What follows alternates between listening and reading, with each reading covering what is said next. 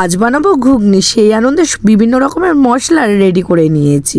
জানো তো বন্ধুরা, আজ হলো মাদার্স ডে। আজকের আমি ঠিক মায়ের মতন ঘুগনিটা বানানোর চেষ্টা করব, কারণ মায়ের জামাই তো মায়ের হাতের ঘুগনিটা খেতে খুবই ভালোবাসে। সেই কারণে আমি এখানে গ্যাসটাকে জ্বালিয়ে নিয়েছি, তারপরে দিয়ে দিলাম তেল, তারপরে গোটা গরম মশলা, তেজপাতা আর জিরে ফোড়ন দিয়ে দিলাম, তারপরে কুচানো রসুনটাকে দিয়ে দিলাম, একটু নাড়াচাড়া করে তারপরে দিয়ে দিলাম পেঁয়াজ, তারপরে দিয়ে দেবো কাঁচা লঙ্কাটা, দিয়ে একটু সামান্য নুন দেবো যাতে পেঁয়াজটা তাড়াতাড়ি ভাজা হয়ে যায়।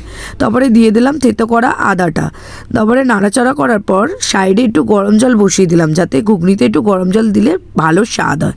তারপরে টমেটো, গুঁড়ো মশলা দেওয়া হয়ে গেল, জিরের গুঁড়ো, লঙ্কার গুঁড়ো আর ধনের গুঁড়ো, তারপরে সামান্য দিলাম গরম মশলা, দিয়ে নাড়াচাড়া করে তেলটা ছেড়ে যাওয়ার পর দিয়ে দিলাম আলু আর মটর সিদ্ধটা, ভালো করে নাড়াচাড়া কর চানা মশলাটা দিয়ে দিলাম, তারপরে সামান্য গরম জল দিয়ে টকবক করে ফুটিয়ে নিয়ে আমাদের ঘুগনিটা এবার রেডি।